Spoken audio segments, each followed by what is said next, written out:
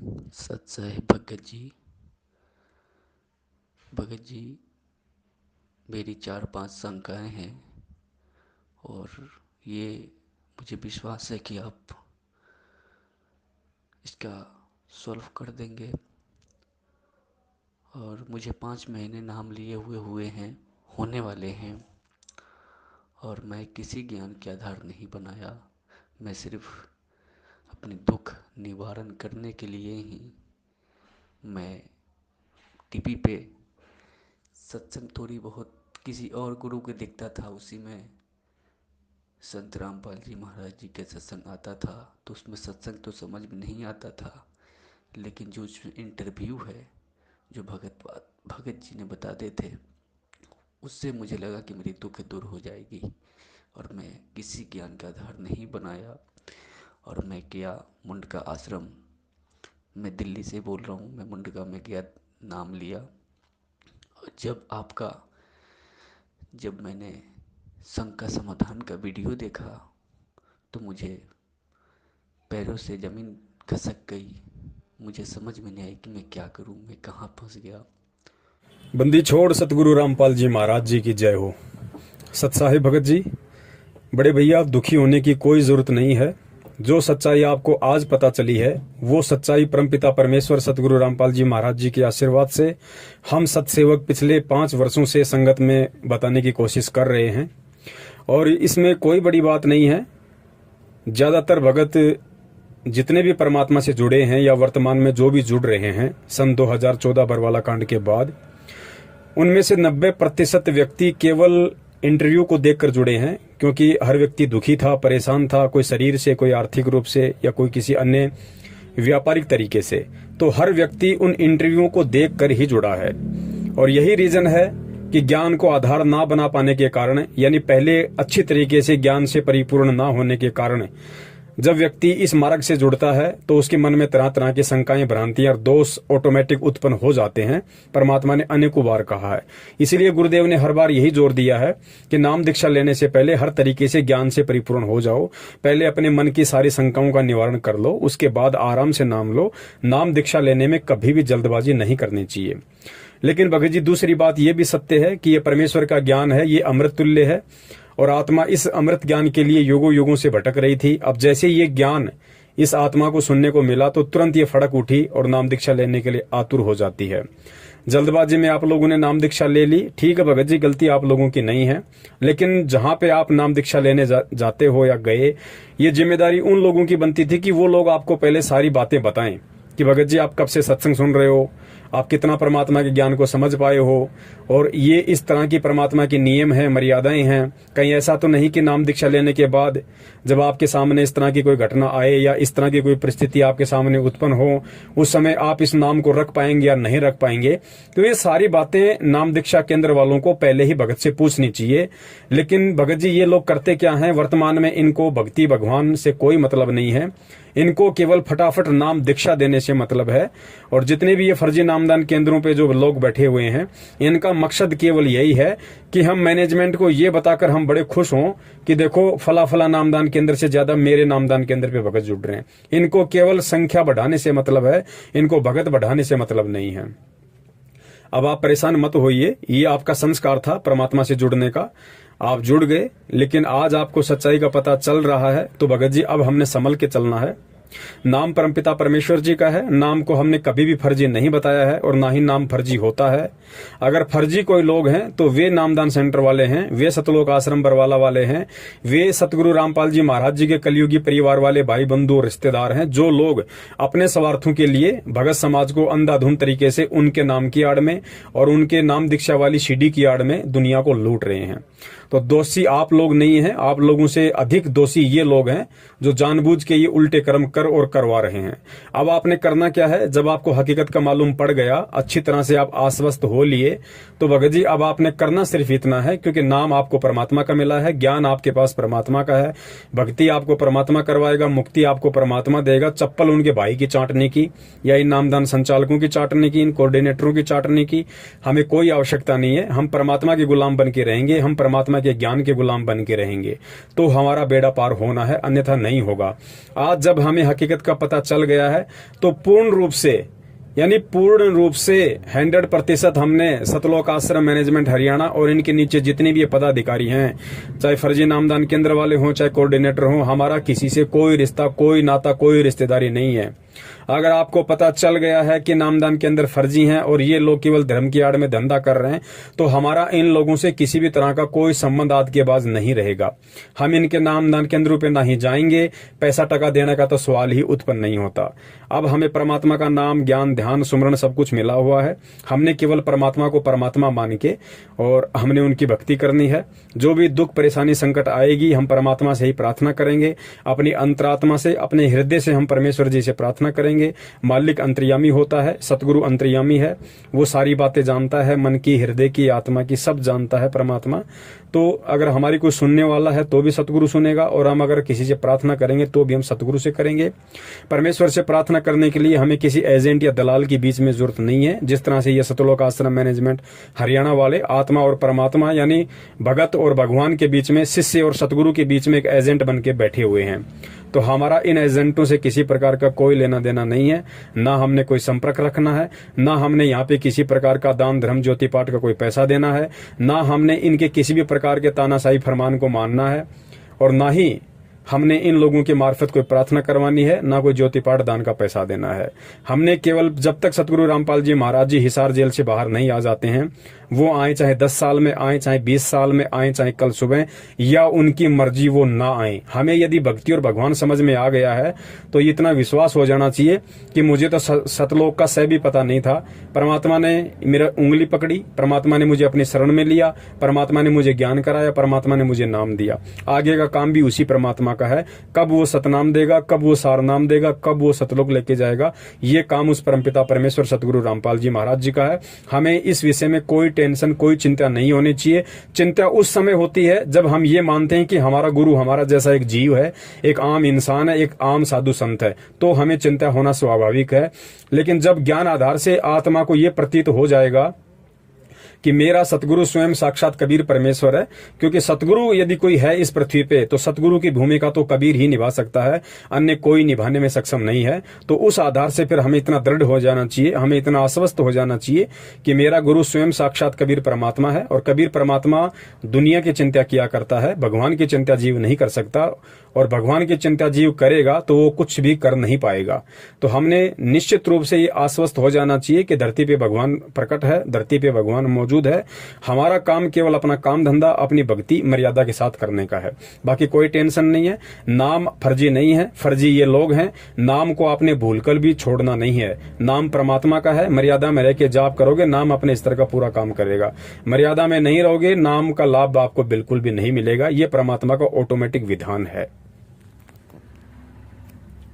मेरी शंका ये है कि भगत जी, मेरे घर में जैसे कि किसी का शादी हो, मैं अपनी परिवार में मैं ही अकेला हूँ जो नाम ले रखा हूँ, और मेरी यही शंका है कि जैसे कि मेरे घर में कोई शादी हो या कोई डेट कर जाता है तो उसमें हमें किस तरह से हमें करना चाहिए।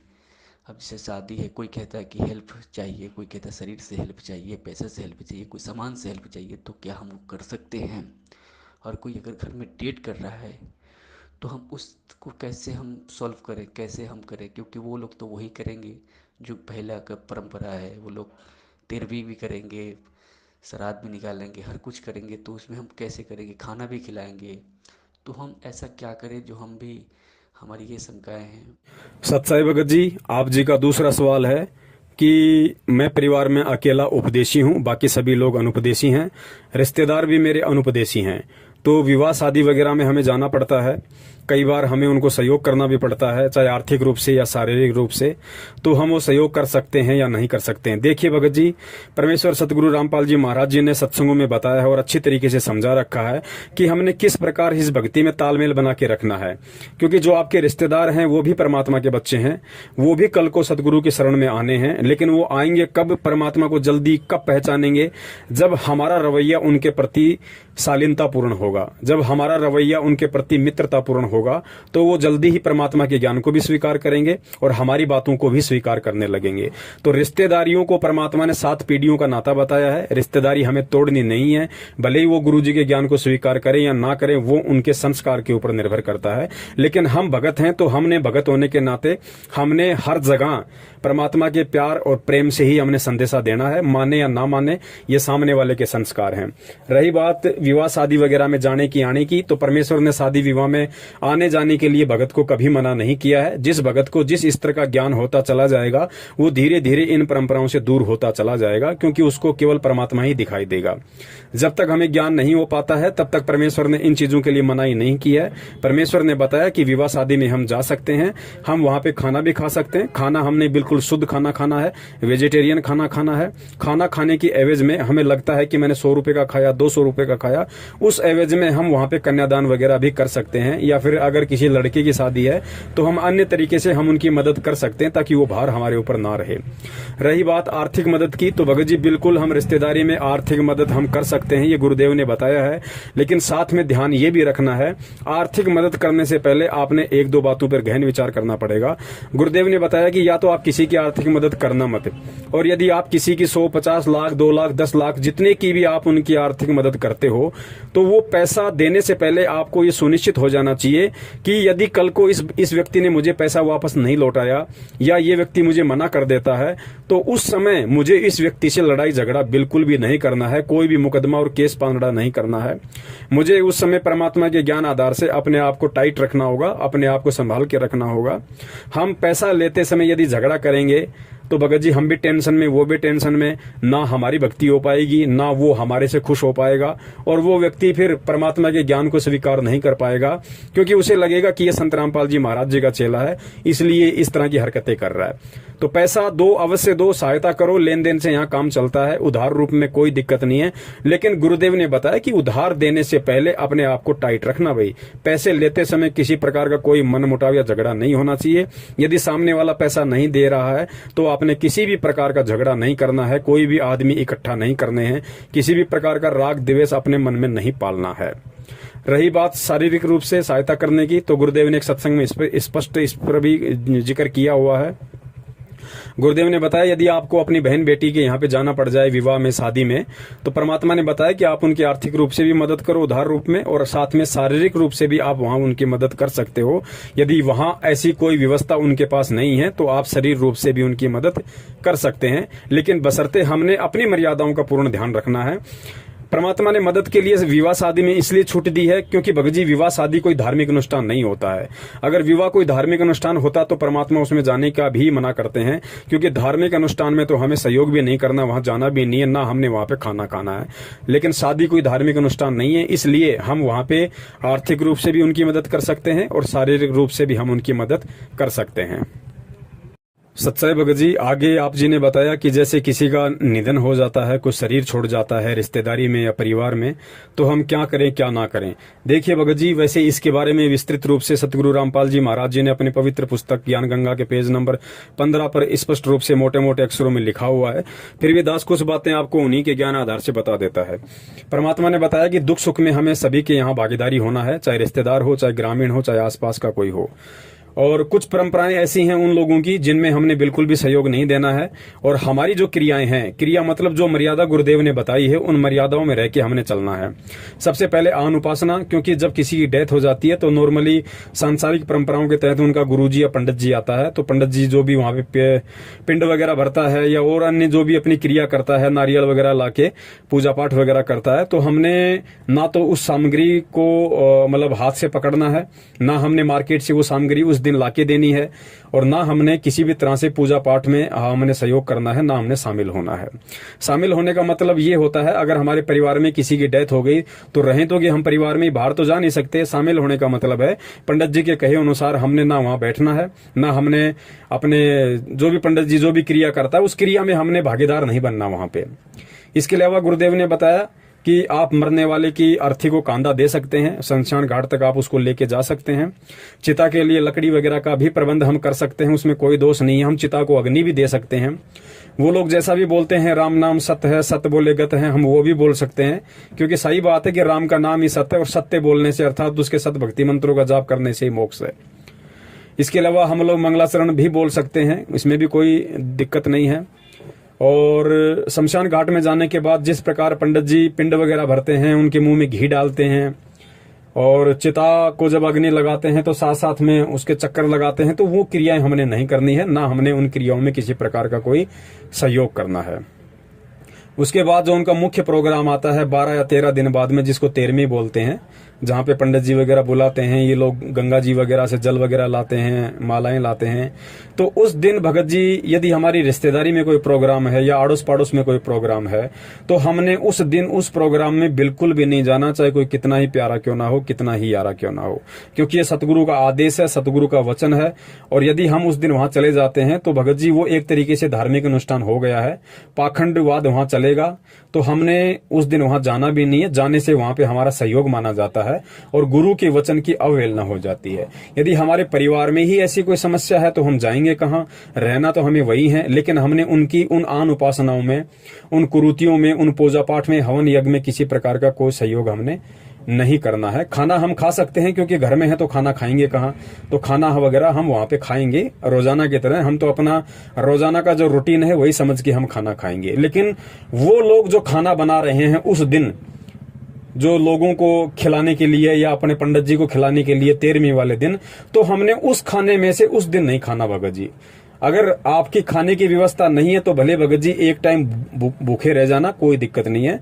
यदि आप अलग से खाना बना के खा सकते हैं तो बहुत अच्छी बात है, वो आप अपना खा सकते हैं। तो इस प्रकार कुछ बातें हैं जिनसे हमने बचना पड़ेगा, कुछ चीजें ऐसी हैं जिनका हमने सीधे रूप से संघर्ष करना पड़ेगा, क्योंकि भगत जी भक्ति में संघर्ष होता है और संघर्ष हम करेंगे तभी हम दृढ़ होंगे और तभी हम परमात्मा के दिल में जगह बना पाएंगे। और जब हम भगत होकर संघर्ष नहीं करेंगे तो भगत जी ये कुरीतियां समाप्त नहीं हो सकती, फिर ये ऐसे ही चलती रहेंगी। तो परमात्मा इसीलिए हमें इनका विरोध करने के लिए कहते हैं कि बच्चों, जब तक तुम ये ज्ञान लेके, इतनी समझ लेके, जब तुम इन कुरीतियों से, इन पाखंडवाद से, इन फालतू की परंपराओं से पीछे नहीं हटोगे, संघर्ष नहीं करोगे, तो अन्य तो फिर इनसे पीछे हटने की सोच भी कैसे सकते हैं।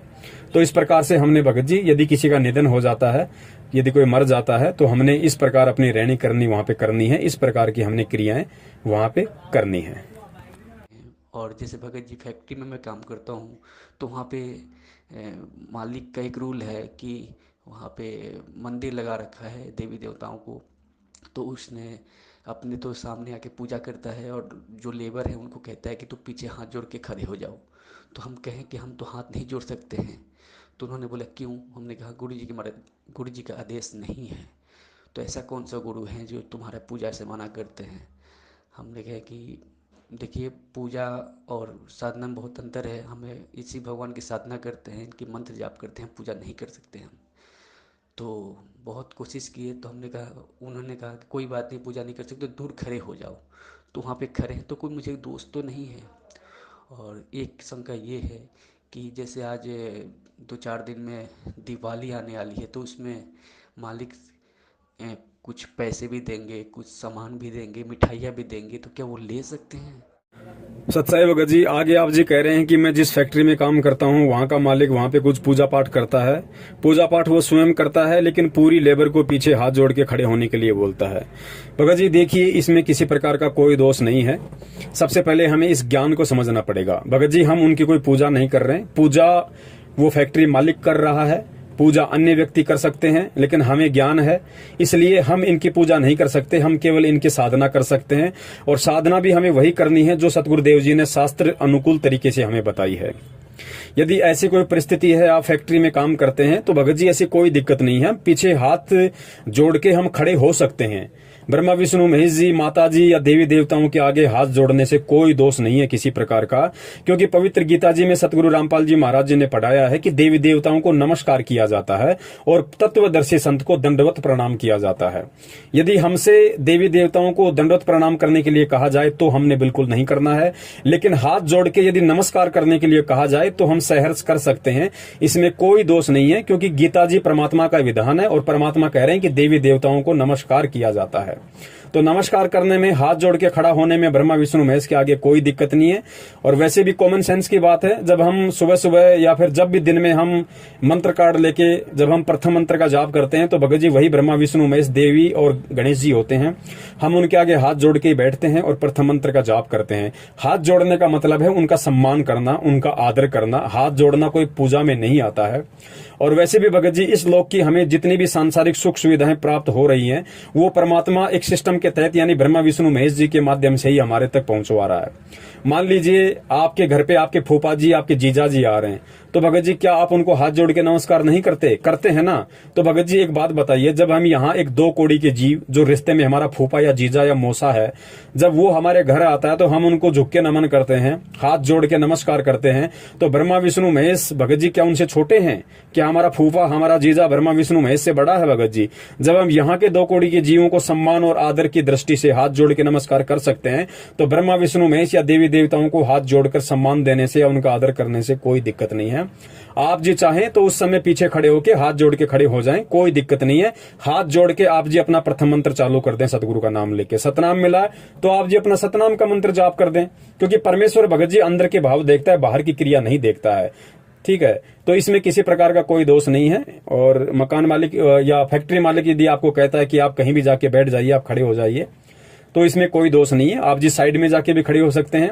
आप लेबर के साथ उसी लाइन में खड़े होके भी आप जी 5 मिनट का समय वहां पे अपने मंत्र जाप कीजिए। आपके समय का सदुपयोग होगा, आपको किसी प्रकार का उसमें कोई दोष नहीं है। सत्साई भगत जी, इसके बाद आप जी ने बताया कि फैक्ट्री मालिक, क्योंकि अब दीपावली आ रही है, होली आती है, मकर संक्रांति आती है, यानी कोई भी त्योहार आता है तो फैक्ट्री मालिक हमें मिठाई, पैसा या कुछ कपड़े वगैरह देता है, तो हम ले सकते हैं या नहीं ले सकते? देखिए भगत जी, हम फैक्ट्री मालिक के यहाँ पे काम करते हैं, हम वहाँ पे मजदूरी करते हैं और फैक्ट्री मालिक का यह हक बनता है कि वो हमें हमारी मेहनत का हर्जाना दे। भगत जी हम किसी और से ना मिठाई ले रहे, ना हम कोई कपड़ा ले रहे, ना हमको पैसा ले रहे। और फैक्ट्री मालिक यदि हमें दीपावली के दिन यदि मिठाई का डब्बा देता है, हमें कुछ पैसे देता है और हमें कुछ कपड़े देता है, तो भगत जी वो इसलिए दे रहा है कि हमारी वजह से उसकी फैक्ट्री का काम अच्छा चल रहा है, यानी उसको 2 पैसे बच रहे हैं हमारी वजह से, हमारी मेहनत की वजह से, तो ही वो हमें ये सब चीजें दे रहा है। तो ये सब चीजें लेने में किसी प्रकार का कोई दोष नहीं है।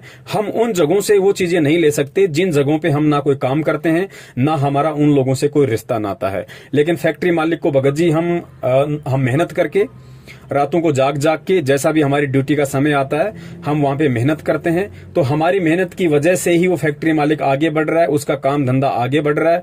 तो वो अगर हमें उस एवज में यदि कुछ मिठाई, पैसे या फिर कुछ कपड़े वगैरह यदि त्योहार पे देना चाहता है, तो भगत जी उसको लेने में कोई दिक्कत नहीं। और कॉमन सेंस की बात है भगत जी, अगर त्योहार के दिन, दीपावली के दिन यदि वो फैक्ट्री मालिक आपको यदि सुपरवाइजर से मैनेजर बनाना चाहे, यदि आपका प्रमोशन करना चाहे कि भाई दीपावली के दिन आप सुपरवाइजर हो, आपकी तनख्वाह 15,000 है और दीपावली के दिन मैं आपको मैनेजर बना रहा हूं, आपकी तनख्वाह 50,000 हो जाएगी, तो क्या आप मना करोगे? नहीं करोगे ना। दिवाली के दिन यदि आपको कोई फैक्ट्री मालिक बोनस देगा, आप मना कर दोगे? नहीं करोगे ना। क्यों? क्योंकि यदि वो आपको बोनस दे रहा है, आपको प्रमोशन दे रहा है, आपको मिठाई, कपड़े या कुछ भी दे रहा है, तो भगत जी वो इसलिए दे रहा है क्योंकि आप उसको कमा के दे रहे हो। तो आप अपने हक का ले रहे हो, आप अपनी नेक कमाई का ले रहे हो भगत जी। किसी आपने उनसे मांगा नहीं है और ना ही हमने उनसे डिमांड करनी है कि साहब दिवाली आ गई, हमें तो कपड़े चाहिए, हमें मिठाई चाहिए, हमें पैसा चाहिए, हमें प्रमोशन चाहिए।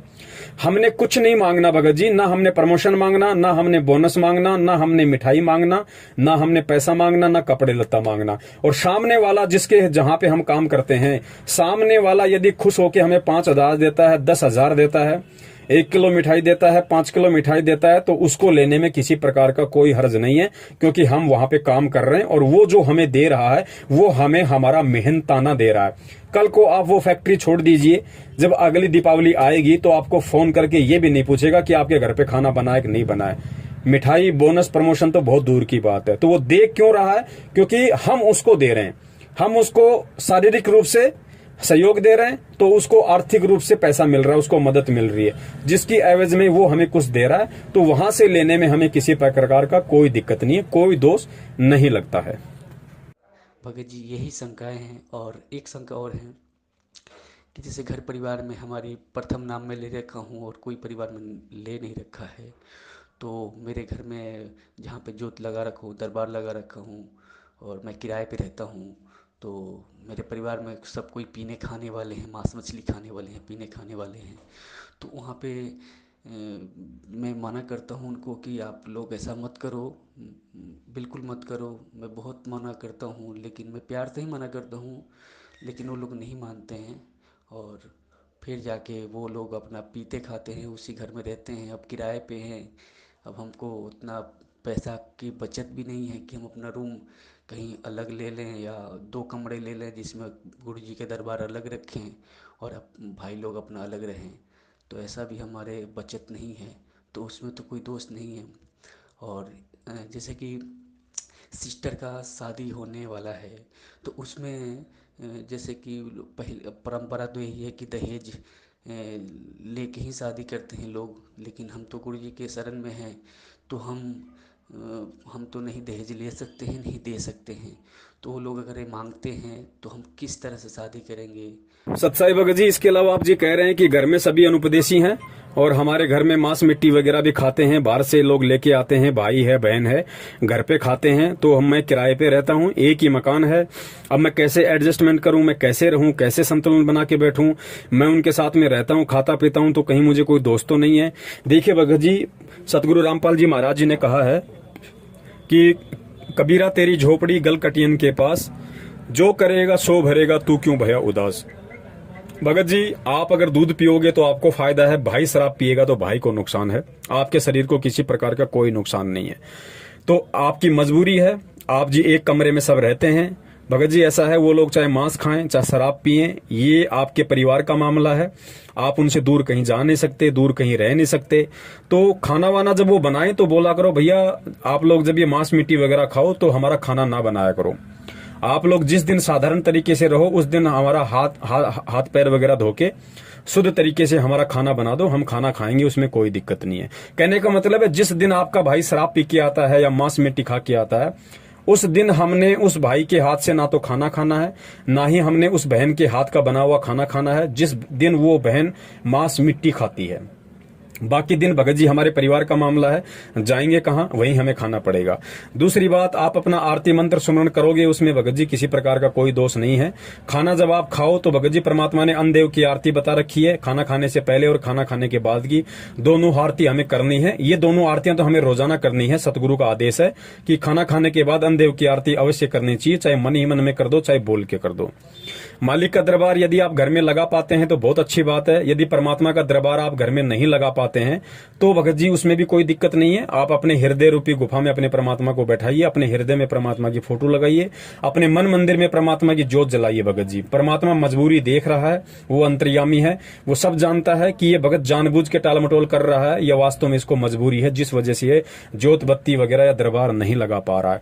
दरबार यदि आप लगा भी पाते हैं तो भी उसमें कोई दोष नहीं है, चाहे आपके घर में मांस मिट्टी खाने वाले हों, कोई दिक्कत नहीं है, क्योंकि भगत जी ये परिवार का मामला है। हाँ, गुरुदेव ने कहा है, यदि आपका पूरा परिवार उपदेशी है, बाहर से यदि कोई व्यक्ति ऐसा मांस मिट्टी खाने वाला आता है तो उसको उस जगह नहीं जाने देना जहां पे परमात्मा का दरबार है। अब घर में सारे लोग हैं तो घर से निकल के आप जाओगे कहां? अगर आप बना सकते हो छोटा मोटा परमात्मा का दरबार तो कोई दिक्कत नहीं है। परमात्मा देख रहा है कि भाई क्या है और क्या नहीं है।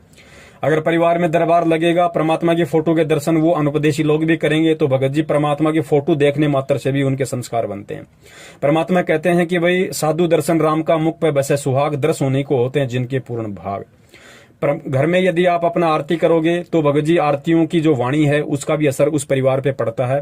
एक बहुत अच्छा मैसेज वहां जाएगा, उनके संस्कार बनेंगे भगत जी, उनको भी परमात्मा से जुड़ने के साल 6 महीने में प्रेरणा उत्पन्न होने लग जाएगी उन वाणियों की असर के कारण। तो यदि आप परिवार में यदि आप 3 टाइम की आरती कर सकते हैं बहुत अच्छी बात है, नहीं कर सकते हैं तो आप अपना कान में लीड लगा के अपना काम करते करते कर लीजिए, अपना फैक्ट्री में आते जाते समय कर लीजिए, घर में भी आप कर सकते हैं कान में लीड लगा के, यदि घर वालों को आवाज अच्छी नहीं लगती है तो। और यदि उनकी तरफ से कोई प्रॉब्लम नहीं है तो आप सत्संग भी चलाइए घर में धीमी धीमी आवाज में, परमात्मा की आरती भी कीजिए, उन वाणियों के असर से भगत जी उनके भी संस्कार बनेंगे। ज्योत बत्ती यदि आप घर में नहीं कर सकते हैं तो कोई बड़ी बात नहीं, यदि आपको दिक्कत नहीं है तो आप अपना दीपक छोटा सा घर में परमात्मा के नाम का खड़ी बत्ती वाला देसी घी का लगा सकते हैं। लेकिन ध्यान रखें, जब तक कोई भी व्यक्ति परमात्मा से ना जुड़ा हो या कोई भी व्यक्ति परमात्मा से संकल्प दीक्षा ना लिया हो, तब तक कोई भी अनुपदेशी व्यक्ति परमात्मा की ज्योत बत्ती नहीं कर सकता है भगत जी। वही व्यक्ति करे जो व्यक्ति परमात्मा से या तो संकल्प नाम दीक्षा के माध्यम से जुड़ा हो या फिर परमात्मा से नामदान लेके जुड़ा हो। तो यहाँ हमें इस तरीके से रहनी करनी है, जो जैसा करेगा वो अपना पाएगा, आपको किसी प्रकार का कोई दोष नहीं है भगत जी। हम मार्केट में जाते हैं 4 दिन के लिए 5 दिन के लिए कहीं बाहर जाते हैं, हम भगत जी ढाबे पे खाना खाते हैं, ढाबे पे लिखा है शुद्ध वैष्णव भोजन, हमें लगता है कि यहाँ पे बिल्कुल वेजिटेरियन खाना मिलेगा, आप वहाँ खाना खा लिए। आपको क्या पता कि जो रसोई में खाना बना रहा है उसने शराब नहीं पी रखी होगी, उसने मांस मिट्टी नहीं खा रखी होगी। आपको क्या पता कि वो लोग अपने लिए उसी होटल में मांस नहीं पकाते होंगे या शराब नहीं पीते होंगे। लेकिन हमने हमारे काम से मतलब है, हमने पैसे दिए, हम वहां से निकल गए, हमें कोई मतलब नहीं पीछे से कौन खा रहा है क्या पी रहा। हाँ, यदि हमें मालूम पड़ेगा कि इस आदमी ने पी रखी है या ये आदमी मांस मिट्टी खा रहा है तो फिर हमने वहां पे भोजन पानी वगैरह का इस्तेमाल नहीं करना है। यही स्थिति अपने घर की है। अगर हमें नहीं पता है तो हम खाना खा सकते हैं उनके हाथ का। यदि हमें पता चल गया कि आज इस दिन इसने मांस खा रखा है या आज मेरे भाई ने शराब वगैरह पी रखी है, तो हमने फिर उनके साथ में खाना नहीं खाना। साथ में खाना खाने का मतलब एक थाली में खाना नहीं खाना, अलग अलग हमने थालियों का प्रयोग करना है। हमने किसी भी अनुपदेशी की जूठन का प्रयोग नहीं करना। जूठन से मतलब एक कटोरी में दोनों व्यक्ति सब्जी नहीं खा सकते हैं, और एक ही प्लेट में यदि चपाती रखी हो तो उस चपाती में उठा उठा के हर व्यक्ति नहीं ले सकता है। कहने का मतलब सबके बर्तन अलग अलग होने चाहिए, एक ही बर्तनों में हमें खाना नहीं खाना है। आपके परिवार वाले यदि मांस मिट्टी का यूज करते हैं और आपके लिए यदि खाना बनाते हैं तो उनको बोल दो भैया मेरा खाना थोड़ा आप लोग बर्तनों को साफ करके बनाया करें। यदि घर में मांस मिट्टी बनती है तो, यदि घर में मांस मिट्टी नहीं बनती है तो फिर किसी प्रकार की कोई दिक्कत नहीं है। तो इस प्रकार से आप जी अपनी रहनी करने को सुचारू रूप से कर सकते हैं, इसमें कोई दिक्कत नहीं है। यदि छोटी मोटी ऊंच नीच जाने अनजाने में हो भी जाती है तो परमात्मा समझता है, मालिक अंतर्यामी है कि भाई क्या मजबूरी है मेरे भगत के साथ में, क्या मजबूरी नहीं है। उस हिसाब से भगत जी हमें किसी प्रकार का कोई दोष नहीं लगता है, लेकिन कोशिश हमने हर संभव बचने की ही करनी है। सत्साहिब सत्साई भगत जी, आगे आप जी बता रहे हैं कि आपकी बहन की शादी होने वाली है, परिवार में सभी अनुपदेशी हैं, सामने वाले दहेज की डिमांड कर रहे हैं। भगत जी आप उपदेशी हैं, नियम परमात्मा के आपके ऊपर लागू हैं, बाकी परिवार वाले अनुपदेशी हैं, तो परमात्मा का कोई भी नियम उनके ऊपर लागू नहीं है। कहने का मतलब है यदि बहन की शादी है, आप बहन की शादी में भगत जी आप पैसा देके, जो भी आप अपना फैक्ट्री में काम करते हैं, जितना भी आप कमाते हैं, उस हिसाब से आप जी बहन की शादी में आर्थिक रूप से और शारीरिक रूप से मदद अवश्य कर सकते हैं। लेकिन ध्यान रखना भगत जी, हमने किसी भी प्रकार के पूजा पाठ वगैरह में शामिल नहीं होना है। घर वाले यदि कोई पंडित वगैरह का इंतजाम करते हैं, या घर वाले यदि अन्य किसी पूजा पाठ वगैरह के लिए, या फिर कोई कपड़ा लत्ता देने के लिए, या किसी प्रकार के लेन देन के लिए यदि कोई व्यवस्था करते हैं, भगत जी आपकी मजबूरी है, आपका एक मतलब ज्वाइंट आपकी फैमिली है और कमाने वाले केवल आप 1 या 2 हैं। आप जी पैसे से मदद कर सकते हैं क्योंकि उन व्यक्तियों को ज्ञान नहीं है, लेकिन आप केवल पैसे से मदद कर सकते हैं। बाकी अन्य किसी भी प्रकार की पूजा पाठ, हवन, लेन देन, जुआरी, टीका, तिलक, बात, इनमें आपने बिल्कुल भी सहयोग नहीं करना है। आप परिवार वालों को स्पष्ट रूप से बता दीजिए कि साहब देखिए मेरे हिस्से में जितना पैसा आता है बहन की शादी के लिए उतना आप मेरे से ले लीजिए। मेरे शरीर से जो मेहनत बन पड़ेगी, जो बाराती हैं, जो रिश्तेदार हैं, जिनको खाना खिलाना, चाय पिलाना, उनकी सेवा करना है, या फिर जो है मतलब ब्याह शादी वगैरह में खाना वगैरह बनवाना या बारात को जिमाना, जो भी है वो मैं करूंगा। लेकिन फालतू की जो परंपराएं हैं, जो रीति रिवाज हैं, लेना देना, तिलक निकालना, जुआरी करना, पैसे देना, पैसे देने का मतलब जैसे वो टीका निकालते हैं फिर 11-11 रुपए देते हैं, ये सारी बकवादें हमने बिल्कुल नहीं करनी है। ना हमने कोई टीका निकलवाना, ना हमने पैसा लेना, ना हमने जवारी रूप में पैसा देना। कपड़े लत्ते का लेन देन आपके परिवार वाले अपने स्तर पे करें। आप जी केवल आर्थिक रूप से उनको मदद कर सकते हैं। एक बार शुरू में बोल दीजिए कि भाई मेरे हिस्से में कितने आ रहे हैं या फिर मैं आपकी कितनी मदद कर सकता हूं, उस हिसाब से आप जी उनको पैसा वगैरह दे दीजिए। बाकी आपने किसी भी प्रकार की क्रियाओं में सहयोग नहीं करना है। जो पाखंड की क्रियाएं हैं, जो फालतू की क्रियाएं हैं, जिनका भक्ति मार्ग से दूर दूर तक कोई लेना देना नहीं है, और जो गुरुदेव ने हमें बता रखी हैं, उन क्रियाओं में हमने किसी प्रकार से उनका कोई भी सहयोग नहीं करना है। तो ये कुछ बातें हैं, इन बातों से हमने भगत जी बचना है और इन परंपराओं से हमने धीरे धीरे हटना है। अब ये भगत जी, इनका असर क्या पड़ेगा? अब जैसे आप अकेले उस परिवार में उन पूजा पाठ, हवन में या किसी भी प्रकार के उनकी रीति कुरीतियों में, परंपराओं में सहयोग नहीं करेंगे, तो आपके परिवार में तो एक चर्चा का विषय है ही, साथ में रिश्तेदारियों में भी एक चर्चा का विषय बन जाएगा। भाई ऐसा क्या ज्ञान है, भाई ऐसा कौन गुरु है? हमारे गुरु तो मना नहीं करते, उनके गुरु क्यों मना करते हैं? तो एक तरीके से वहां पे परमात्मा की चर्चा चलेगी।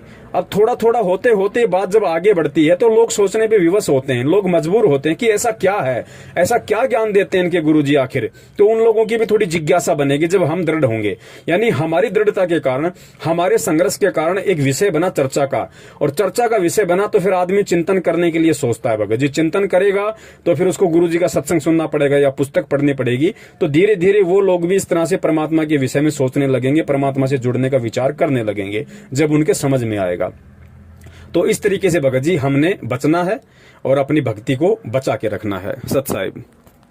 और भगत जी एक शंका ये है कि मैंने जब नाम लिया गुरु जी से तो मेरे अंदर बहुत ही ज़्यादा, जब मैं यूट्यूब पे सत्संग देखने लगा तो इसमें ये आने लगा कि गुरु जी जेल में कैसे गए। मैंने, क्योंकि नाम लेने से पहले तो मैं देखा नहीं कि गुरु जी जेल में क्यों गए, इसका कारण क्या है।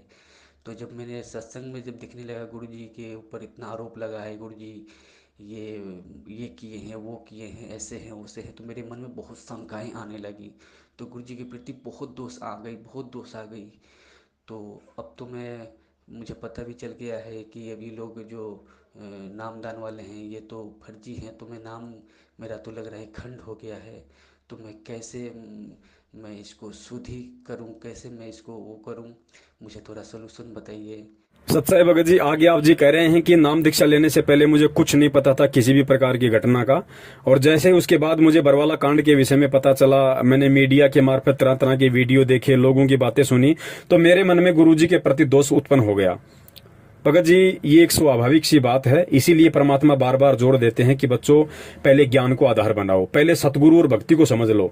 जिस व्यक्ति ने अपने सतगुरु को समझ लिया, उस व्यक्ति को चाहे दुनिया कितना ही उसके ऊपर गंदगी डाल दे, चाहे कितनी गंदगी उसके गुरु के ऊपर डाल दे, वो व्यक्ति जिंदगी में डगमग होने की बात तो छोड़िए, अपने सतगुरु के प्रति मन में 1% शंका भी पैदा नहीं कर सकता है, जो ज्ञान समझ के, ज्ञान पे दृढ़ होके जो भक्ति से जुड़ता है। फिर भी भगत जी चलिए कोई बात नहीं, ये कलयुग है और जल्दबाजी में आप जी जुड़ गए, बहुत सारी आत्माएं जुड़ी हैं मीठे मीठे इंटरव्यू देख के, और अब आप कह रहे हैं कि मेरे मन में इस तरह से दोष उत्पन्न हो गए थे। भगत जी कोई बात नहीं, परमात्मा कहते हैं कि हमको इस काल भगवान ने कितनी गंदगी में लपेट रखा है, और जब छोटा बच्चा बार बार लेटरिन करता है, सारे कपड़े खराब कर लेता है, खुद भी खराब हो जाता है, तो माँ उससे नाराज नहीं होती। माँ फिर से उसको नहलाती है, उसको धुलाती है, नए कपड़े पहनाती है। 5 मिनट बाद बच्चा फिर से लेटरिन कर देता है, फिर से बाथरूम कर देता है, वो माँ उसको मारती नहीं, फिर से उसको नहलाती है, फिर से उसको साफ करती है। माँ को पता है कि नादान है, धीरे धीरे समझदार होगा तो सारी चीजें समझने लग जाएगा।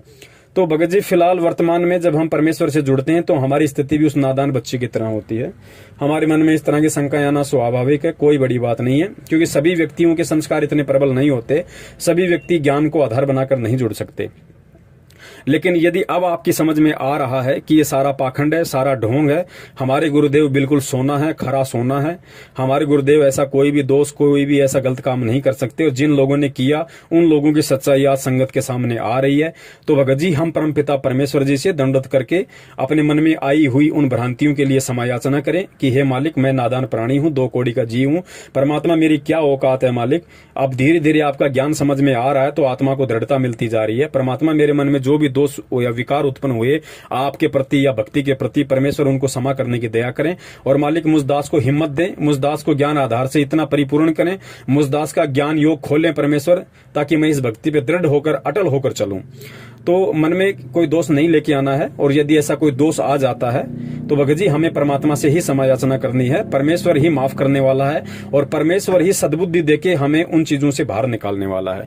तो ऐसी कोई बड़ी बात नहीं भगत जी, इस तरह के दोष आ सकते हैं क्योंकि मीडिया बहुत ज्यादा मिर्च मसाला लगा के पेश करती है, और जो जगत वाले गुरुजी से ईर्ष्या रखते हैं वो भी बहुत नमक लूण मिला के और इन बातों को आगे बढ़ा चढ़ा के पेश करते हैं तो शंकाएं हो जाती हैं। लेकिन ध्यान रखना, हमने भक्ति नहीं छोड़नी है, भगवान से अविश्वास नहीं करना है, क्योंकि ये परमात्मा है। बड़ी मुश्किल से हाथ लगा है भगत जी, अब की बार हमने धोखा नहीं खाना है। सत साहिब। और भगत जी एक बात यह है कि मेरी शादी नहीं हुआ है और कभी कभार मुझसे हस्त मिथुन हो जाती है और गंदी गंदी विचारें आती हैं, इससे मुझे हस्त मिथुन हो जाती है। भगत जी यही मेरा सबसे बड़ी एक मतलब कि एक गंदी आदत की तरह है ये। मैं क्या करूं, मुझे इस मैं तो समझ रहा हूँ कि इससे भगवान की कहीं मर्यादा खंड होती होंगी, तो मुझे बहुत ये डर है अंदर। तो भगत जी आप थोड़ी सी इसकी सलूशन मुझे बताएं। और मैं फ़ोन करता था तो आप नहीं उठाते हैं, क्योंकि मैं भी समझता हूँ कि आप भी कितना फ़ोन उठाइएगा, लाखों आदमी हैं, लाखों आदमी के मन में शंकाएं हैं, तो ऐसे ही मेरा सलूशन मेरा हो पाएगा। सत साहिब जी। बंदी छोड़ सतगुरु रामपाल जी महाराज जी की जय हो। सत साई भगत जी, आगे आप जी कह रहे हैं अपनी पर्सनल प्रॉब्लम के विषय में। भगत जी देखिए, दास यदि चाहता तो आपकी इस पर्सनल प्रॉब्लम को आपको पर्सनल तरीके से भी शेयर कर सकता था, लेकिन दास को परमात्मा ने जो प्रेरणा की, क्योंकि भगत जी ये जो मजबूरी है या ये जो आदत है, जो डेड हैबिट है, ये केवल आपकी अकेले की नहीं है। सतगुरु रामपाल जी महाराज जी से नाम दीक्षा लेने के बाद में हजारों की तादाद में ऐसे हमारे भगत भाई हैं जो अभी शरीर से युवा हैं, जिनकी शादियां नहीं हुई हैं, वो ज्ञान को अभी इतना नहीं समझ पाए हैं और इस तरह की गंदी आदत हो सकता है उनके अंदर भी हो। तो परमात्मा ने प्रेरणा की, इसलिए दास सार्वजनिक रूप से ये बात यहाँ पे बताने जा रहा है। और भक्त जी ये भक्ति मार्ग है, यहाँ पे कोई शर्मा शर्मी का कोई काम भी नहीं है, क्योंकि परमेश्वर ने अंड पिंड ब्रह्मांड सारा ज्ञान अपने बच्चों को दे रखा है। देखिए भगत जी, हस्त मैथुन की जो आदत है या फिर रात्रि में जो आपको सौपन दोष वगैरह आ जाता है, देखिए भगत जी इसके एक दो कारण है। पहला कारण तो ये कि भगत जी हम अच्छी तरीके से परमात्मा के ज्ञान पे दृढ़ नहीं हो पाते हैं, हम परमात्मा को परमात्मा नहीं मान पाते हैं, जिस कारण से हमारे मन में किसी भी बहन बेटी के प्रति, किसी भी युवा या सुंदर लड़की के प्रति इस तरह की भावनाएं जब हमारे अंदर आ जाती हैं, तो जाहिर सी बात है भगत जी हमारे को रात्रि में फिर उसी तरह के विचार अनुकूल फिर हमारे को जो है सौपन आते हैं और सौपन में फिर सौपन दोष हो जाता है। एक जाहिर सी बात है। तो हमें कोशिश करनी है परमात्मा के ज्ञान आधार से, और परमेश्वर ने बार बार हमें जो पाठ पढ़ाया है हमें उसका अनुसरण करना है कि भाई इस भक्ति मार्ग में आने के बाद परमात्मा कहते हैं कि पर नारी को देखिए बहन बेटी के भाव, कहे कबीर काम नाश का यही सहज उपाय। जब तक हम दूसरे की बहन बेटियों को अपनी बहन बेटी की तरफ से नहीं देखेंगे, और दास तो ये निवेदन करता है भगत जी, हमने केवल अपनी बहन बेटी की नजर से ही नहीं देखना, क्योंकि इस दुनिया में ऐसे ऐसे दुष्ट लोग हैं जो अपनी बहन बेटियों के साथ भी इस तरह के कुकर्म कर डालते हैं। तो इससे थोड़ा और ऊपर उठकर हमने उन सभी बहन बेटियों को, हमने सतगुरु रामपाल जी महाराज जी की आत्माएं देखना है, रामपाल जी महाराज जी की बहन बेटियां देखना है। तो जाहिर सी बात है फिर इस तरह के दोष एक भगत के मन में नहीं आएंगे, और धीरे धीरे यदि आते भी हैं तो आना वो बंद हो जाएंगे, क्योंकि जब ज्ञान हो जाएगा कि हम सब आपस में असली, हम लोग रियल सिस्टर ब्रदर हैं। सतलोक में हम सभी भाई बहन थे, हम सब भाई बहन हैं। इस काल लोक में आके इसने किसी को किसी की बेटी बना दिया, किसी को पत्नी बना दिया, किसी को माँ बना दिया। बाकी रियल में हम सभी एक परमात्मा की आत्माएं हैं, ना हम पुरुष हैं ना हम स्त्री हैं, हम केवल आत्मा है और हम एक ही उस परमात्मा के संतान हैं। तो हमें जब इस चीज का ज्ञान आधार से ज्ञान होगा तो भगत जी इस तरह के दोष सौते हमारे मन में आना धीरे धीरे बंद हो जाएगा, और हमने कोशिश भी करनी पड़ेगी, थोड़ा संघर्ष भी करना पड़ेगा। देखो विचार आना भगत जी एक स्वाभाविक सी बात है। आपके मन में यदि किसी औरत को देख के या इस तरह से यदि कोई बहन बेटी को देख के ऐसा कोई विचार आ जाता है, या कोई मूवी फिल्म वगैरह या इस तरह का कोई भी सीन वगैरह देख के जो आप ना चाहते हो फिर भी आपके आंखों के सामने आ गया, और यदि इस तरह का सीन वगैरह देख के यदि आपके मन में इस तरह की भावनाएं आ जाती हैं, क्योंकि भगत जी आजकल तो मोबाइल भी एक ऐसी चीज है, हम जैसे यूट्यूब सर्च करेंगे ना चाहते हुए भी, भले हम गुरुजी का सत्संग देखें लेकिन गुरुजी का सत्संग जैसे ही हम लोग देखेंगे किसी भी यूट्यूब चैनल पे, तो ना चाहते हुए भी 2-4 सेकंड के ऐसे ऐड आ जाते हैं जो बिल्कुल अश्लील होते हैं, घटिया होते हैं। और मैं तो यहां तक कहूंगा कि कुछ लोगों ने संत रामपाल जी महाराज जी के सत्संगों को डाल डाल के अपने यूट्यूब चैनल पे, और यूट्यूब चैनल्स को उन्होंने मोनेटाइज करवा रखा है, यानी उन्होंने कमाई का जरिया करवा रखा है। कमाई का जरिया मतलब उन्होंने अपने चैनल को मोनेटाइज करवा रखा है, उनको पैसे मिलते हैं, पैसे की वजह से कंपनी उनके ऊपर ऐड लगाती है। अब भगत जी हम गुरुजी के सत्संग सुनने के लिए उस चैनल को ओपन करते हैं, सोचते हैं किसी भगत भाई का चैनल है, और जैसे ही हमने चैनल को ओपन किया तो भगत जी उस पर अर्धनग्न होकर लड़कियां डांस कर रही हैं, फिर अश्लील भाषा यूज करते हुए चुटकुले आ रहे हैं। तो मेरा उन सभी भाई बहनों से निवेदन है जो सतगुरु रामपाल जी महाराज जी के भगत हैं और जिन्होंने यूट्यूब पर अपने चैनल बनाकर गुरुजी के वीडियो सत्संग डाल रखे हैं, बहुत अच्छी बात है, लेकिन मैं प्रार्थना करूंगा कि आप गुरुजी के नाम से आप जो चैनल बनाते हैं या जिन चैनलों पे आप गुरुजी का सत्संग डालते हैं, मेरी प्रार्थना है आप उनको कमाई का जरिया ना बनाएं। आप उनको कमाई का जरिया ना बनाएं, क्योंकि इस तरह करने से कंपनी उस पर ऐड लगाएगी, क्योंकि कंपनी अपना ऐड लगाएगी तभी तो कंपनी आपको पैसे देगी मोनेटाइज करने के बाद में। तो आप उसको मोनेटाइज ना करें और आप परमेश्वर के ज्ञान को ही चलने दें। भाई रोजी रोटी की चिंता ना करें, जिस परमात्मा ने आपको भजन दिया है भोजन की चिंता उसकी है, भोजन का प्रोग्राम उसने पहले ही करके भेजा हुआ है। तो आप जितने भी भगत भाई बहन हैं जिन्होंने अपने यूट्यूब चैनलों को कमाई का जरिया बना रखा है, वो उसको वहां से हटा लें, दास की प्रार्थना है। बाकी आपकी अपनी मर्जी, आपके अपने विचार। तो भगत जी सोपन दोष आना ये एक सामान्य सी प्रक्रिया है, युवा शरीर होता है, तरह तरह के विचार भी उत्पन्न हो जाते हैं, लेकिन हमने ज्ञान आधार से धीरे धीरे इन पे कंट्रोल करना पड़ेगा, एकदम से कंट्रोल नहीं हो पाते हैं। और ऐसी परिस्थितियां यदि हमारे सामने आ जाती हैं, मन में ऐसा किसी के प्रति कोई दोष हो जाता है, तो भगत जी दोष उत्पन्न होना कोई बड़ी बात नहीं है, लेकिन हमने उस दोष को कंट्रोल करना है, क्योंकि कंट्रोल करने के लिए ही परमात्मा ने सत्संग दिए, परमात्मा ने तत्व ज्ञान दिया है कि हम उस पर कंट्रोल करें। मान लीजिए हमारा बेवजह किसी से झगड़ा हो जाता है, सामने वाला बेवजह हमें गालियां निकालता है, मारने पे उतारू होता है, तो जी तो हमारा भी करता है कि हम भी 2 रख दें उसके गाल पे, हम भी झगड़ा कर दें। लेकिन फिर परमात्मा ने सत्संग में क्या बताया कि बेटा आवत गाड़ी एक है, उल्टा होए अनेक, कहे कबीर ना उल्टी रहे एक की एक, जो तो को काटा बोवे ताको बोतु फूल है, और तोहे फूल के फूल हैं, वाको हैं त्रिशूल। तो फिर हमने यहाँ पे परमात्मा के उस ज्ञान को आधार बनाना पड़ेगा, वरना गुरुजी ने कहा है कि जैसा वो कर रहा है तत्व ज्ञान से अपरिचित होने के कारण, और यदि तू भी तत्व ज्ञान से परिचित होने के बाद उसके जैसे ही क्रिया करेगा, उसके साथ लड़ेगा, झगड़ेगा, खसेगा, तो फिर मंद बुद्धि प्राणी, फिर तेरे में उसमें क्या अंतर हो गया? फिर तेरा ये तत्व ज्ञान लेने का, सतगुरु धारण करने का, सत्संग सुनने का फायदा क्या? फिर तो ये 7 ज्ञान का मुकदमा है, चाहे रोज करो दिन में, फिर वैसे ही आप दुखी होते रहोगे, वैसे आप परेशान होते रहोगे। तो परमात्मा ने कहा भगत को सहन करना पड़ेगा, भगत को संघर्ष करना पड़ेगा, भगत को सहन करना पड़ेगा। भगत को गुरुदेव ने सूरमा की उपाधि दी है, सूरवीर की उपाधि दी है।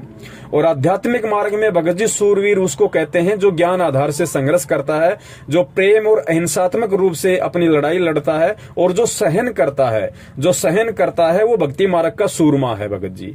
तो हमने भक्ति मार्ग का सूरमा बनना है और परमात्मा को बना के दिखाना है, क्योंकि परमात्मा चाहते भी ये हैं कि जब तक तुम भक्ति के सूरमा नहीं बनोगे तब तक तुम मुझे प्राप्त नहीं कर पाओगे। तो भगत जी अगर इस तरह के मन में दोष हमारे आते हैं तो भगत जी हम केवल सत्संगों से ही उनका निवारण कर सकते हैं। ज्यादा से ज्यादा हम परमात्मा के सत्संग वगैरह सुनने की कोशिश करें, परमात्मा के शब्द वाणियां सुनने की कोशिश करें, फिर जो जो परमेश्वर ने वाणियों में, शब्दों में, सत्संगों में कहा है हम उस पर विचार करने की कोशिश करें, फिर हम उस पर अमल करने की कोशिश करें, और अंततः हमें उस पर चलना पड़ेगा। रही बात भगत जी हस्त मैथुन की, तो हस्त मैथुन भगत जी थोड़ा सा दिक्कत है, क्योंकि गुरुदेव ने वैसे भी सत्संगों में स्पष्ट रूप से कहा हुआ है, और ज्ञान गंगा पुस्तक में जहां परमात्मा नियमों का जिक्र करते हैं तो उन नियमों के जिक्र में परमेश्वर ने स्पष्ट रूप से कहा हुआ है वीर्य पतन के विषय में, कि जो लोग हस्त मैथुन करते हैं, जिनकी आदत थोड़ी सी गंदी है, उनके विषय में परमात्मा ने कहा है कि बच्चों जैसे एक किसान होता है, और एक सफल किसान, एक सभ्य किसान उसी को कहा जा सकता है जो अपने खेत में बीज डालता है। और वही किसान यदि उस बीज को किसी बंजर जमीन में डाले या किसी कुरड़ी वगैरह में डाले, किसी गंदी जगह पे उस अनमोल बीज को डालेगा, तो वो किसान सभ्य किसान या जो है एक मतलब अच्छे विचारों वाला किसान नहीं कहा जा सकता है। उसको मालूम होना चाहिए कि यदि खेत में बीज डालेंगे तो कुछ फसल कुछ फसल होती है पैदा, उसका कुछ यूज है, और यदि हम उस बीज को गंदगी में डालेंगे या फिर हम उसको किसी ऐसी गंदी जगह पे जहां पे भैंसों वगैरह का गोबर डालते हैं, जो कुरड़ी होती है, वहां यदि हम उस बीज को डालेंगे तो भगत जी उसका यूजलेस है, उसका कोई फायदा नहीं है। तो ठीक इस प्रकार वो बीज परमात्मा ने वीर्य के लिए कहा है कि यदि हम हस्त मैथुन जो हम करते हैं तो हस्त मैथुन से भाई हमें क्या फायदा है। और फिर गुरुदेव ने वहां स्पष्ट रूप से एक बात और कही है कि भाई जो पदार्थ हमारे शरीर से बाहर निकलते हुए, क्योंकि जब हम जो है मतलब कि शारीरिक संबंध बनाते समय जो हम पति पत्नी वाला जो है वो कर्म करते हैं, तो परमात्मा ने बताया कि जो वस्तु शरीर से बाहर निकलते समय इतना आनंद देती है, जिसको हम आनंद समझते हैं काल के लोक में, तो परमात्मा कहते हैं यदि उस वस्तु को शरीर के अंदर रखा जाए तो कितना आनंद देगी और कितनी स्फूर्ति और फुर्ती आपके अंदर आएगी। तो ये संकेत वहां परमात्मा ने किया है। दास ने थोड़ा सा स्पष्ट रूप से यहाँ पे बोलना अनिवार्य हो गया, क्योंकि ये समस्या केवल आपकी नहीं है, समस्या बहुत सारे भगत भाइयों की है। और भगत जी, ये परमात्मा कबीर साहिब जी का सत भक्ति मारा गया है, हमें परमात्मा ने कंचन बना दिया। आज से पहले हम सबकी यही हालत थी भगत जी, कोई छुपा हुआ नहीं है। कोई ये कहे कि मैं तो कभी करता ही नहीं था, मैं तो बहुत अच्छा था, हो सकता है एक दो आत्मा ऐसी होंगी जिनमें ये विकार ना हो, लेकिन भगत जी 99% लोग इन सभी विकारों से ग्रस्त थे, जो आज परमात्मा की शरण में आके अपने आप को जो है भगत बना के बैठे हैं। तो भगत जी विकार थे, तभी तो परमात्मा ने भक्ति दी निर्विकार बनाने के लिए। और भगत जी दास की भी एक बहुत ही ये बुरी आदत थी, ये जो आपने जिक्र किया है मतलब कि हस्त मैथुन का। भगत जी दास में भी नाम दीक्षा लेने से पहले बहुत ही गंदी आदत थी। हालांकि दास की शादी 1998 में हो गई थी, नाम 2013 में मिला है। फिर भी भगत जी इस काल भगवान के द्वारा जो जाल में हम जकड़े गए हैं, उस जकड़ में इतना ज्यादा इस रजोगुण के प्रभाव में इस पवन दास को इस काल भगवान ने इस कदर जकड़ा हुआ था भगत जी की शादी के बाद भी भगत जी दास की ये आदत नहीं जा रही थी। और जब परमेश्वर ने सन 2013 में नाम दीक्षा ली, भगत जी क्या मजाल कि हमें कभी उस तरफ हमारा दिमाग भी गया हो। तो ये परमात्मा के ज्ञान का प्रभाव है भगत जी। तभी हमें विश्वास हुआ कि भाई जिस आदत को मैं बचपन से लेके और अपना जो है 2013 तक नहीं छोड़ पा रहा था, शादी होने के बाद भी, उसके बाद भी अगर मेरी आदत अगर छूटी है, मैंने सारे यत्न किए भगत जी, मैंने बहुत सारे लोगों से सलाह ली, मैंने कुछ टेबलेट्स वगैरह भी खाई, मैंने गोली दवाई भी ली कि भाई मेरी इस गंदी आदत से मेरे को छुटकारा मिले। लेकिन भगत जी मुझे ये नहीं पता था कि ये शरीर का रोग नहीं है, ये मन का रोग है, ये मन का विकार है। और मन का विकार कोई संत काट सकता है, कोई संत का सत्संग काट सकता है, इतनी मुझे ज्ञान नहीं था। और जब परमात्मा ने 12 अप्रैल सन 2013 को अपनी शरण में लिया भगत जी, उसके बाद क्या मजाल कि दास का कभी उस तरफ ध्यान भी गया हो। तो फिर दास को दृढ़ विश्वास हुआ कि भाई वास्तव में जब गुरुदेव के सत्संगों में इतना प्रभाव है, तो यदि हम गुरुदेव को तन मन धन सब कुछ समर्पित कर दें तो भगत जी परमात्मा क्या से क्या नहीं कर दे। जिसने ये आदत छुड़वा दी मात्र अपने ज्ञान से, भगत जी अगर हम उसको सब कुछ अपना सर्वस्व सौंप दें, उसको परमात्मा रूप में स्वीकार कर लें, भगत जी क्या वो ये लोक नहीं छुटवा देगा, ये दुनिया नहीं छुटवा देगा, मोह माया ममता नहीं छुटवा देगा। तो ऐसे भगत जी दास को फिर परमात्मा पे और ज्यादा दृढ़ विश्वास हुआ, भक्ति पे विश्वास हुआ। तो ऐसा नहीं है भगत जी, जो अपने मुंह से नहीं बोलता है वो एक दूसरी बात है, बहुत सारे लोग शर्मा जाते हैं। लेकिन भगत जी ये सतगुरु रामपाल जी महाराज जी का सत भक्ति मार्ग है, और इस सत भक्ति मार्ग में भगत जी हमें ना झूठ बोलना है, ना हमने अपनी किसी भी क्रिया को छुपाना है। आज से पहले दास ने नहीं बताया, लेकिन अब समय आया, आप जी के मार्फत परमात्मा ने दास से ये बुलवाना था।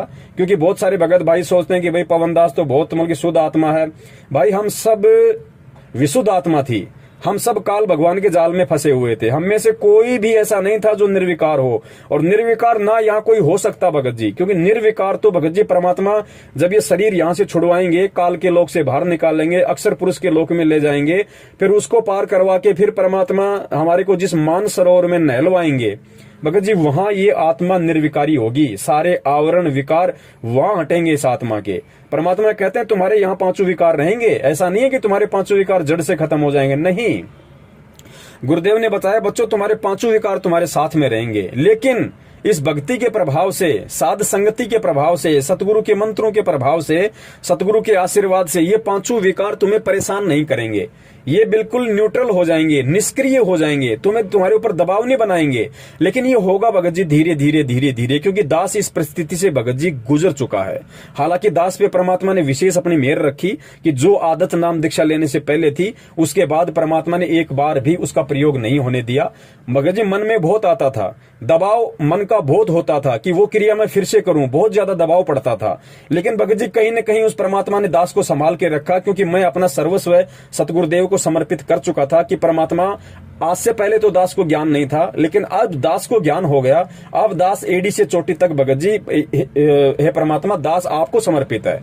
परमात्मा आप वही करना जो मेरे हित में हो। परमात्मा आप उस चीज को बिल्कुल भी एप्लीकेबल मत होने देना जो मुझे अच्छी लगे। परमात्मा आप उसी चीज को मेरे ऊपर लागू करना जो मेरे लिए अच्छी और जो आप उसको उचित समझो। भगत जी जब इतना हमारा समर्पण भाव अपने सतगुरु के प्रति होगा तो बड़े भाई फिर परमात्मा हमारे से दूर नहीं है, परमात्मा पीछे खड़ा हुआ है। लेकिन संघर्ष हमें करना पड़ेगा, थोड़ा सा दृढ़ हमने होना पड़ेगा। तो थोड़ा सा ध्यान रखिए भगत जी, ये हजारों भाइयों की समस्या है और इस समस्या से हर भगत भाई जो है गुजर भी चुका है। ऐसा नहीं है कि सभी लोग गुरुजी के शरण में आने से पहले दूध के धुले हुए थे। किसी में भगत जी रजोगुण का विकार था, किसी में तमोगुण का विकार था, किसी में सतोगुण का विकार था।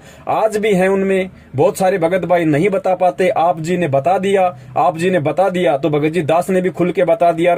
जो अन्य भगत भाई बहन है उनकी भी शंकाओं का समाधान होगा।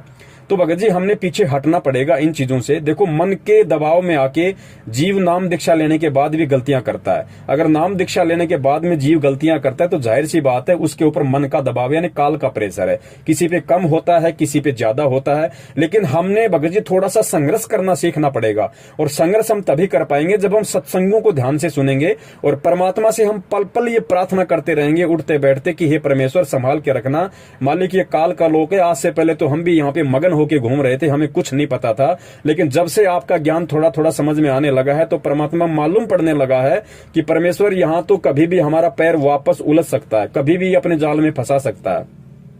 तो परमात्मा हम दो कोड़ी के जीव हैं, लेकिन आप समर्थ हो। हे सतगुरु, हाथ पकड़ के रखना मालिक। जाने अनजाने में कोई गलती भी हो जाए तो परमात्मा क्षमा करना और आगे से ऐसी हिम्मत देना परमात्मा कि वो गलती दोबारा करने की हमारे अंदर वो प्रेरणा भी ना उठे। तो इस तरीके से भगत जी हमने परमात्मा के ज्यादा से ज्यादा हमने सत्संग सुनने हैं, परमात्मा से हमने प्रार्थना करते रहना है। और जब हम परमात्मा के दिए गए मंत्र, उनकी सत भक्ति को समय पे करते रहेंगे और अच्छे भक्तों की संगति में हम रहेंगे, क्योंकि देखो भगत जी साध संगति का बहुत ज्यादा फर्क पड़ता है। अगर आप गुरुजी के सत्संगों के साथ साथ यदि आप ऐसे भक्तों के संपर्क में रहो जिनके विचार परमेश्वर के अनुरूप हैं तो भगत जी इस तरह की बातों के लिए मन में कोई बकवाद रहती ही नहीं है। और गुरुजी ने तो बता रखा है कि भाई जब तुम सत्संग सुनो, सत्संग सुनने से मन हट जाए तो परमात्मा का कोई शब्द सुन लो, शब्द सुनने से मन हट जाए तो अपना मंत्र कर लो, मंत्र से मन हट जाए तो अपनी आरती रमैनी कर लो, आरती रमैनी से मन हट जाए तो अपने किसी भगत भाई के पास बैठ जाओ या अपने किसी भगत भाई से मोबाइल पे बात कर लो। अब ये समस्या कुछ दिनों की है भगत जी, ज्यादा दिनों की समस्या नहीं है, क्योंकि वर्तमान में भगत जी साध संगति नहीं हो पा रही, सत्संग भी लोग इतने नहीं सुन पा रहे और उसके बाद साध संगति तो हो ही नहीं रही। साध संगति होती है परमात्मा के बच्चे इकट्ठे हों, परमात्मा को भोग लगे, ज्ञान चर्चा हो, परमात्मा का सत्संग सुने। लेकिन वर्तमान में भगत जी सत्सेवक ही परमात्मा के वो बच्चे हैं जो असल में जिनको साध संगति कह सकते हैं। और सत्सेवक भी भगत जी आपको पता है कि वर्तमान में कितना संघर्ष कर रहे हैं परमात्मा के बच्चों को समझाने में। हमारी पारिवारिक समस्या भी है, आर्थिक समस्या भी है, सांसारिक समस्या भी है। तो फिलहाल हमने भगत जी गुरु जी के सत्संगों को ही सबसे बड़ी संगति बनाना पड़ेगा और यथासंभव हो सके जो अच्छे भगत हों, जो सत्सेवक हों, उनकी हम संगति में रहें। सतलोक आश्रम मैनेजमेंट हरियाणा जो भक्तों को इकट्ठा करता है सत्संग के बहाने, वो साध संगति नहीं है। वहां तो ज्यादा विकार उत्पन्न होते हैं, क्योंकि वो लोग सत्संग के बहाने भीड़ इकट्ठी करते हैं और फिर अपना मनमाना आदेश गुरु आदेश में पारित करते हैं। वो तो वहां तो दोहरा नुकसान है भगत जी। तो कोशिश करें गुरु जी के सत्संगों से लगे रहें और परमात्मा से हम प्रार्थना करते रहें। और इस तरह का विकार जब भी हमारे मन में आना हो तो भगत जी हम मालिक के सत्संगों को याद करें कि परमात्मा क्यों सत्संग सुनाते हैं। ये विकार छुटवाने के लिए, ये बुराइयां छुटवाने के लिए ही तो परमात्मा यहाँ पे सत्संग करने आए हैं। सत्संग से परमात्मा हमें साफ करना चाहते हैं। तो भगत जी हमें भी अपने आप को साफ करवाने की इच्छा होनी चाहिए। और संघर्ष भगत जी इस भक्ति मार्ग में है तो संघर्ष हमें भगत जी करना पड़ेगा। और एक बार जब हम ये बाउंड्री पार कर जाएंगे भगत जी, फिर दोबारा से काल इतना प्रेशर नहीं डालेगा। तो जो भी गलती आपसे हो गई हो कैसी भी, आप उसके लिए परमात्मा को दंडित करके समायाचना करें अपने घर पे, अपने ऑफिस में, कहीं भी। मालिक अंतर्यामी है। हृदय से, आत्मा से यदि आप अपनी गलती का पछतावा करते हुए परमात्मा से आप यदि माफी मांगेंगे, प्रार्थना करेंगे तो भगत जी परमेश्वर अवश्य माफ करते हैं। और आगे हम परमात्मा से यही प्रार्थना करें कि हे परमपिता परमेश्वर, मैं ठहरा 2 कौड़ी का जीव, मेरी मालिक कोई औकात नहीं है, मुझे बचाने वाले आप हो परमात्मा, और आगे भी मुझे आप ही बचाओगे। मैं आपकी शरण में हूं परमेश्वर, मेरा बुरा आपके हाथ में, मेरा अच्छा आपके हाथ में। तो भगत जी जब इतने भाव हमारे परमात्मा के प्रति हो जाएंगे तो पहली बात तो ये ऐसे विकार करने की हमारे अंदर जिज्ञासा नहीं होगी। और यदि काल प्रेशर से यदि ऐसा हो भी रहा होगा तो परमात्मा अपनी आत्मा को किसी न किसी तरीके से कोई ना कोई कारण बनाकर भगत जी अवश्य उस परमात्मा को परमात्मा संभालता है। बंदी छोड़ सतगुरु रामपाल जी महाराज की जय हो। सत साहिब।